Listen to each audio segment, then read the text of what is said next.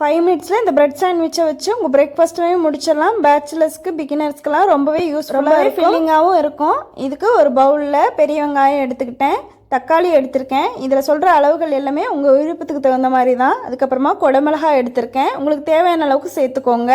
அதுக்கப்புறமா கேபேஜ் முட்டைக்கோஸ் எடுத்திருக்கேன்.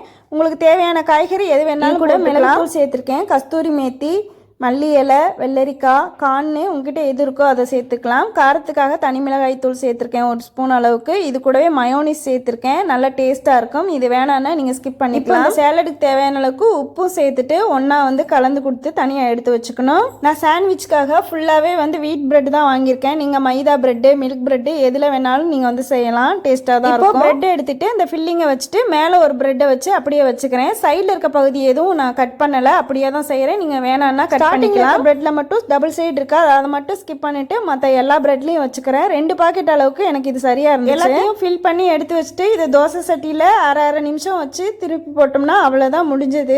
சாண்ட்விச் ரெடி ஆகிடும். இதை நீங்கள் டோஸ்டர் இருந்தால் கூட நீங்கள் அதுலேயும் வச்சு கம்ப்ளீட்டாக அடுப்பணில் சிம்லேயே வச்சு அரை நிமிஷம் ஆனதும் அப்படியே திருப்பி போட்டுக்கிறேன். திருப்பி போடும்போது கைகளையும் யூஸ் பண்ணணும், கரண்டியும் யூஸ் பண்ணணும். அப்போ தான் ஃபில்லிங் எல்லாம் வெளியில் விழுகாமல். இதை இப்படியே சாப்பிட்லாம். நீங்கள் குழந்தைங்களுக்கு கொடுக்குறீங்கன்னா இந்த மாதிரி 2ஆக கிராஸாக வெட்டிட்டு கொடுத்தோம்னா பார்க்கறதுக்கு அழகாக இருக்கும், டிசைனாகவும் இருக்கும். ஒரு நிமிஷம் சிம்லேயே வச்சு திருப்பி போட்டோம் அப்படின்னா அவ்வளோதான், பேக்கரியில் கிடைக்கிற அதே டேஸ்ட்லேயே இருந்துச்சு. நீங்களும் ட்ரை பண்ணி பாருங்கள். 5 மினிட்ஸில் தயாராகணும் அப்படின்னா நீங்கள் இதை ட்ரை பண்ணி பார்க்கலாம். வீடியோ பிடிச்சிருந்துச்சுன்னா லைக் பண்ணிட்டு இது போல் யூஸ்ஃபுல்லான வீடியோஸ்க்கு நம்ம சேனலை ஃபாலோ பண்ண மறக்காதீங்க.